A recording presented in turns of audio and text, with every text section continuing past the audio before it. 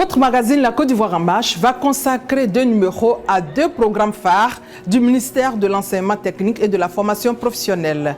Le premier numéro que nous allons aborder dans cette émission est l'école de la deuxième chance.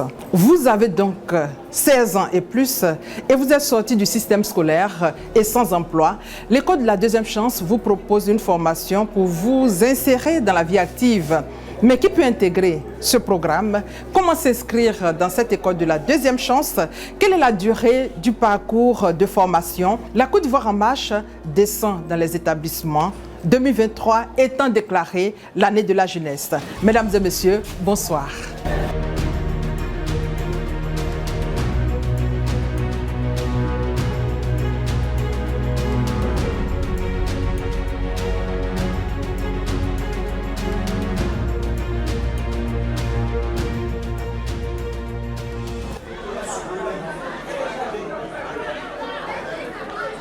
L'école de la deuxième chance, c'est l'un des programmes phares du ministère de l'enseignement technique, de la formation professionnelle et de l'apprentissage qui vise à offrir une seconde chance aux jeunes sortis trop tôt du système scolaire mais désireux d'apprendre un métier ou de se diriger vers l'auto-emploi.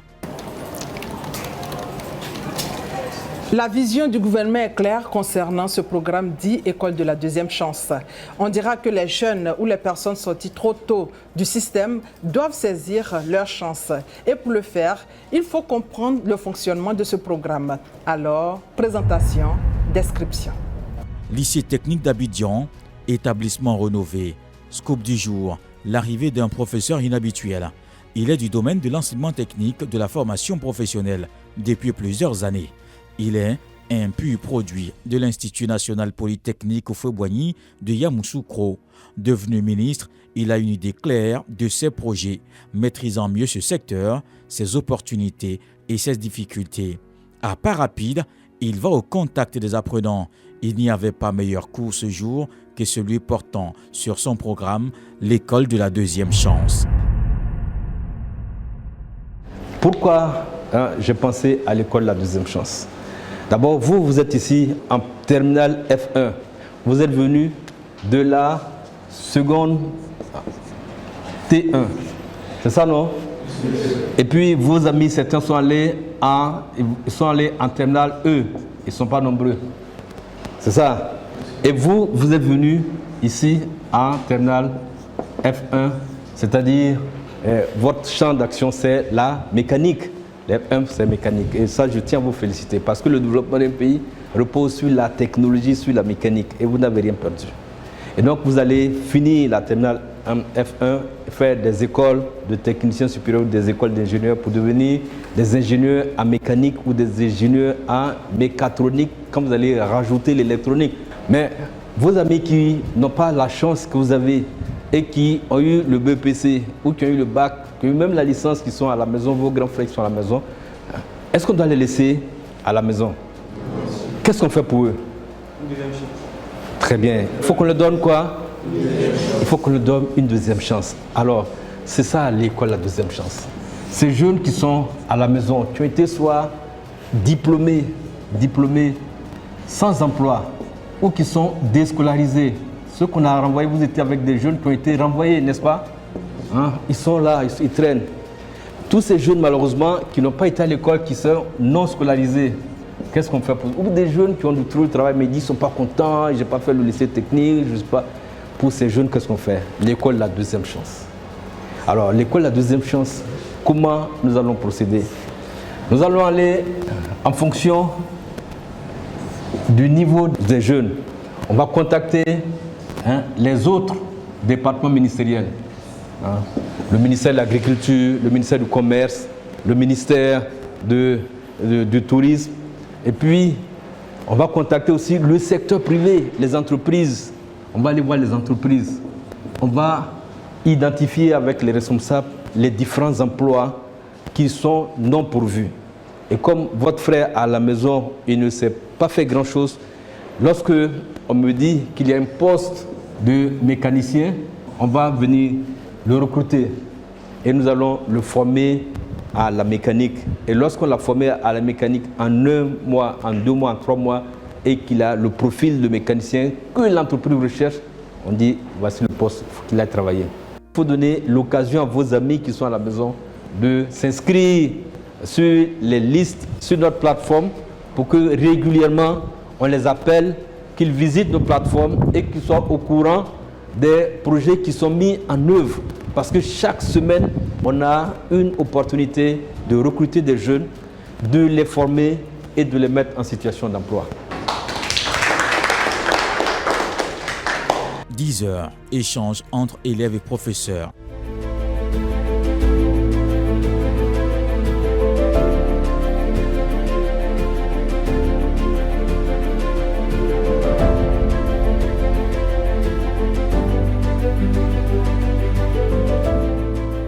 Une satisfaction selon le ministre de voir ce grand projet du gouvernement déjà en marche. Projet qui donne l'opportunité aux jeunes d'obtenir un emploi. C'est une bonne vision, car ça nous met de l'avant. C'est un meilleur choix pour nous. Bon, j'ai retenu que l'école de la deuxième chance est une école qui permet de donner une deuxième chance aux jeunes qui n'ont rien à faire à la maison, qui s'asseyent. Par exemple, des jeunes qui n'ont rien à faire, ils vont brouter. En broutage, les jeunes qui se promènent dans la rue. L'école de la deuxième chance, pour moi, c'est une école qui permet de donner ces chances, deuxième chance à ces jeunes-là pour pouvoir donner le meilleur. L'école de la deuxième chance représente un choix pour ceux qui n'ont pas pu réussir de pouvoir se retrouver dans un autre domaine. Pour le ministre, enseignant du jour, il faut repenser et revaloriser l'enseignement technique, la formation professionnelle et l'apprentissage pour soutenir le développement socio-économique en vue de l'émergence rapide de la Côte d'Ivoire. Vous avez eu le bac, on ne vous a pas orienté, vous ne savez pas ce qu'il faut faire. On va dire, ah, mais j'ai un poste pour devenir plombier, j'ai un poste pour devenir conducteur d'engin. Vous êtes déjà mécanicien, j'ai un poste pour devenir maintenancier d'un engin. On va vous recruter, vous avez déjà le background, et puis on vous dit comment on conduit l'engin, comment on l'entretient. Mais avec l'entreprise qui va vous recruter. Et on se met d'accord. Et lorsque on signe, vous signez, on fait la formation et puis vous allez directement travailler. On vous donne une seconde chance pour intégrer la vie professionnelle. C'est ça l'objectif de l'école, la deuxième chance. Et donc, dites à vos amis qui sont à la maison et qui sont découragés que l'école, la deuxième chance, autorisée par le président de la République, son Excellence M. Alassane Ouattara, et suivie par le Premier ministre, M. Patrick Achi, c'est de vous mettre en confiance. C'est de faire en sorte que tous les jeunes aujourd'hui puissent se former et puissent travailler. Personne ne sera laissé au bord de la route. Le premier volet de l'école, la deuxième chance, c'est le volet apprentissage. On a recruté des jeunes maçons, des jeunes qui sont dans la maçonnerie, des jeunes qui sont dans la menuiserie, qui sont dans les ministries, qui sont dans le tourisme, qui sont dans l'hôtellerie et qui sont en train de les former. Vous avez vu la grande distribution. On a formé des jeunes qui sont aujourd'hui, qui travaillent dans la grande distribution. Ce sont ces programmes-là. Aujourd'hui, on a un certain nombre d'entreprises, plus de 20 entreprises avec lesquelles nous sommes en train de discuter pour trouver ces postes et vous former. Donc les perspectives, c'est de passer à échelle. Comment on va toucher un grand nombre de jeunes qui sont à la maison, qui sont dans les quartiers et qui sont dans les villages, comment on va les former au métier. Si vous voulez devenir agriculteur, quelles sont les techniques? Est-ce que vous savez lire la météo? Est-ce que vous savez la qualité du sol? Quelle plante pour quel type de sol? Comprenez donc, l'avenir, ça va de ça. Mais l'idée, c'est de faire en sorte que les jeunes aient confiance et que le maximum de jeunes possibles puissent travailler dans les différents secteurs d'activité. Pour atteindre ces objectifs, le ministère de l'Enseignement technique et de la formation professionnelle a ses partenaires. On a commencé par travailler sur les BT industriels et tertiaires, ainsi que sur les CAP, voilà, avec un renouvellement des programmes sur lesquels les programmes de maths doivent être adaptés à la réalité professionnelle, au métier et à l'expérimentation. Et on fait exactement la même chose sur maintenant les bacs techniques, industriels, et ensuite on fera les bacs du secteur tertiaire. Une vision claire qui donne de l'espoir, et cet espoir se constate sur le terrain. À Bouaké, à 350 km d'Abidjan, en plein cœur de la ville, se trouve une entreprise de construction métallique. C'est un domaine de la construction, mais aussi de la mécanique ou du génie civil qui s'intéresse à la construction d'ouvrages en métal et plus particulièrement en acier. Dans cette entreprise, on fabrique un peu de tout. L'école de la deuxième chance se déroule en 2 phases. Une phase théorique qui se déroule à l'école à raison de 25% et une phase pratique qui se déroule dans une entreprise à raison de 75% de temps de formation. Et donc, dans le cadre de cette formation pratique-là, M. Bourou, qui est le directeur général de IFTCI, reçoit 3 de nos apprentis. Effectivement, nous avons accepté, en accord avec le lycée professionnel, une convention qui nous lie, qui nous permet de recevoir les élèves concernant le lycée professionnel. Donc nous, notre atelier ici, c'est notre administration. Notre atelier commence à partir d'ici. Et comme vous voyez, nous avons quelques éléments. Nous sommes en train de fabriquer des pièces. Les élèves que le directeur nous a envoyés, ils sont au nombre de 3. Donc il y a un qui est là, parfait. Il y a Amani, le chef d'atelier. Et nous allons continuer la visite. Nous fabriquons aussi des charrettes bovines, des charrettes qui sont tirées par les bœufs pour les paysans dans le nord. Et également nous fabriquons du matériel agricole. Ici il y a M. Touré et son collaborateur, ce sont les responsables des travaux. Ici, voici les sémoirs que nous fabriquons à grande échelle. Également ici, nous réparons des conteneurs. Que les clients nous envoient pour pouvoir faire les différents travaux. Junior, viens.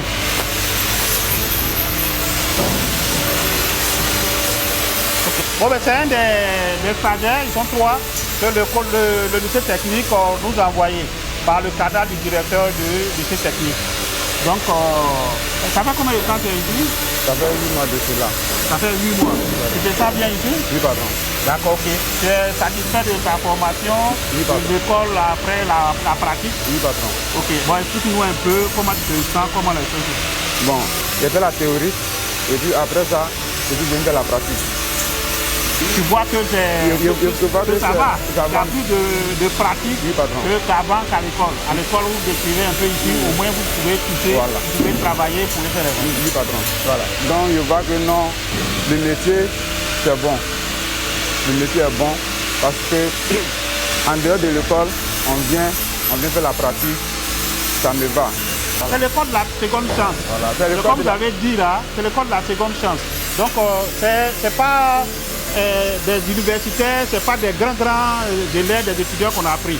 Donc on les a pris pour leur donner une seconde chance, ce qui nous permet d'avoir une notion théorique et la pratique ici, il la font profondément, environ à 60, 75, 80%. Donc je pense que c'est bon. Les 3 qui nous ont envoyés, pour ma part, ça va.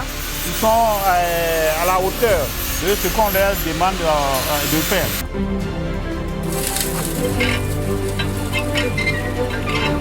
Patrick Lepoissy, un autre stagiaire, ayant le même parcours que Jean, fabrique des tuyaux pour les usines. Nous venons du lycée professionnel industriel lycée Kebouaké pour la formation CQP.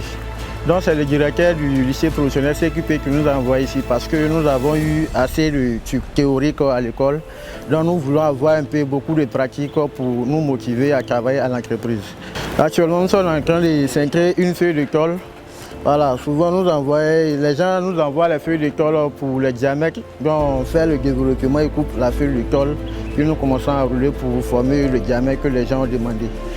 Bientôt on a fini une feuille d'école et puis voilà la 3e feuille d'école qui est déjà là. Et après, voilà d'autres feuilles d'école qui sont déjà inscrites, qui sont déposées à côté. L'école de la deuxième chance permet de donner une nouvelle chance d'insertion sociale aux jeunes âgés de 16 ans à 35 ans. C'est visible dans cette entreprise de ferronnerie et cette fois-ci nous sommes dans la commune de Jacquesville, une commune aux belles plages. En partenariat avec le lycée professionnel de Jacquesville, cette entreprise travaille avec les stagiaires de niveau CM2, 6e, 5e. Actuellement, ils sont opérationnels.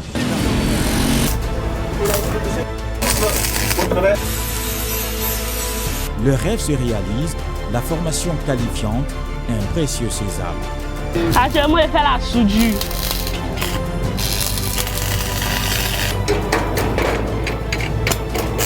un métier que j'aimais depuis l'enfance.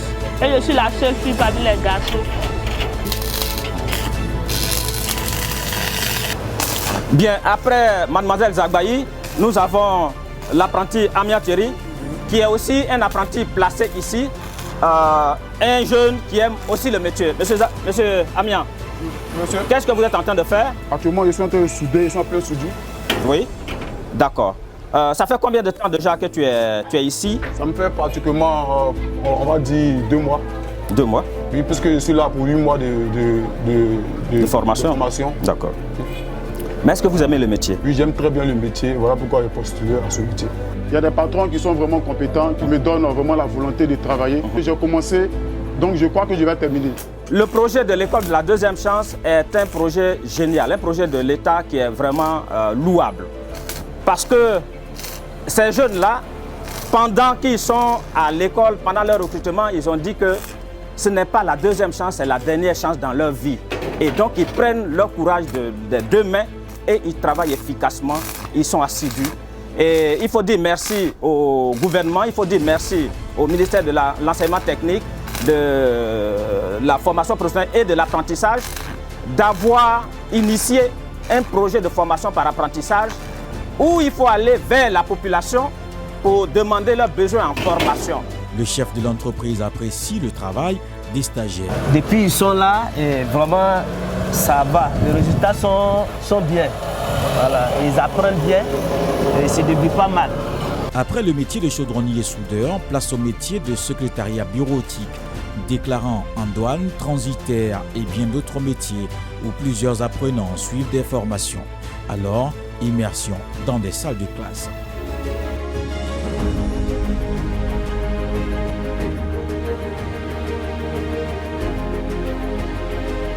Dans cette classe, 30 apprenants, leur âge varie entre 18 et 33 ans et leurs cours portent sur la maîtrise des logiciels, comment mettre en marche un ordinateur, comment maîtriser les claviers et en clair, comment utiliser la machine.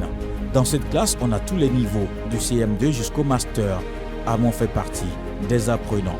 C'est à la suite d'un test lancé par le gouvernement. Je me suis inscrit dans le domaine de déclarant en douane. Après cela, nous avons fait un test. Voilà. Et après le test, nous étions déclarés admis. C'est à la suite de cela que nous avons fait un test médical. Après le test médical, nous avons attendu la rentrée des classes. Depuis janvier 2023, nous sommes en train de faire le cours académique. Pour voir leur évolution, rendons-nous sur le terrain. Comment vous avez découvert l'école de la deuxième chance? Bon, moi, j'ai été informée par mon frère. Oui. Et quand il m'a informé, il m'a demandé si j'étais pour. Il a répondu OK. Donc, on a fait d'abord l'inscription en ligne, puis après le dépôt des dossiers. D'accord. Après, nous avons reçu des messages pour l'entretien. Et après l'entretien, nous avons reçu un autre message pour la visite médicale. Donc après la visite médicale, nous avons reçu maintenant un message qui nous a informé que nous étions aptes pour la formation. Vous avez choisi quel métier alors? Déclarant en douane. Quand un candidat souscrit à l'école de la deuxième chance, nous mettons un jury mixte en place. L'école et l'entreprise où elle va exercer le métier réellement. Donc l'entreprise dans laquelle elle fait le métier, la pratique du métier, fait l'entretien avec l'apprenti et à la fin de la formation, l'entreprise est libre de garder l'apprenti. Et c'est ce que nous souhaitons d'ailleurs. Après la formation, l'entreprise garde l'apprenti pour un contrat à durée déterminée ou à durée indéterminée. Dans le cas contraire, on l'accompagne avec un projet d'insertion. Ceux qui sont recrutés, on vous encourage dans la solidarité, à vous soutenir dans l'apprentissage de toutes les compétences qu'on va vous enseigner. Parce que c'est pour vous dans la vie, c'est pour le pays. Donc il faut s'entraider et notre objectif c'est de vous aider vous tous. L'école de la deuxième chance figure au nombre des grands chantiers du programme social du gouvernement, le PSGouv. Ce programme vise à l'horizon 2030 à traiter un stock d'1 million de personnes sans emploi ou mal insérées avec un objectif intermédiaire de 400 000 dans le cadre de la mise en œuvre du PSGouv 2 sur la période 2021-2024. Il comprend 2 volets importants. La formation par apprentissage de 200 000 personnes en quête de qualification et d'insertion et la formation de 200 000 personnes en quête de qualification et d'insertion à travers des formations qualifiantes de courte durée. Ainsi, dans le cadre du contrat de désendettement et de développement CDD, un projet de formation par apprentissage d'environ 6 000 apprenants est en cours de réalisation. 2032 jeunes ont été sélectionnés pour la première vague, tandis que 18 000 jeunes bénéficieront de formations qualifiantes et par apprentissage dans le cadre du projet Emploi Jeunes et Développement des compétences.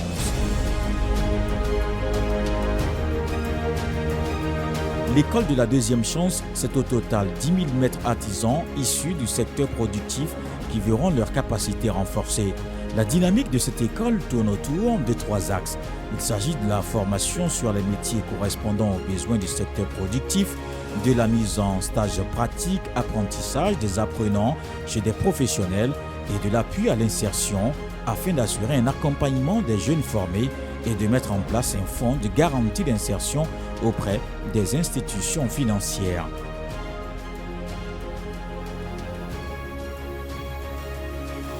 Ce programme porte sur un montant de 195 milliards de francs CFA sur la période 2022-2024.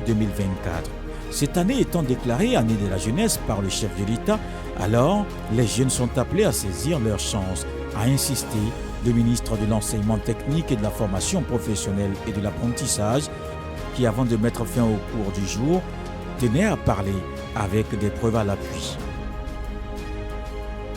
Dans le cadre de l'école de la deuxième chance, on a contacté les entreprises qui font les routes ou les entreprises qui sont en train de faire les grands travaux. Vous voyez le métro qui va être construit. On a besoin de conducteurs d'engins lourds. Et donc avec nos partenaires, on a fait partie des jeunes gens, des jeunes filles en France. Et vous allez être surpris de savoir que cette jeune fille, elle peut conduire ce qu'on appelle les gros engins, les Caterpillar. Elle conduit ça aujourd'hui. Parce qu'elles ont appris en 10 semaines comment on entretient la machine, comment on conduit cette machine et quel type de travaux la machine peut faire. Et donc, l'idée, vous allez voir des exemples sur le terrain et c'est palpable. Et nous retrouvons la jeune dame aujourd'hui qui fait bouger cet engin.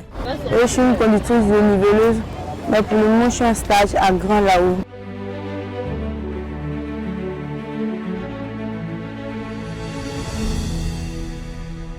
La machine gouvernementale est donc lancée pour une meilleure insertion des jeunes à travers l'école de la deuxième chance.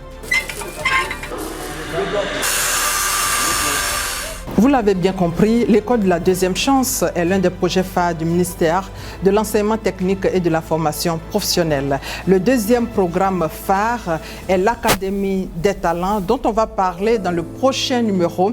Il s'agit de la rénovation du plateau technique et de la construction et rénovation des infrastructures. C'est la fin de ce magazine d'information, La Côte d'Ivoire en marche, réalisé par CC Images. Merci de nous avoir suivis.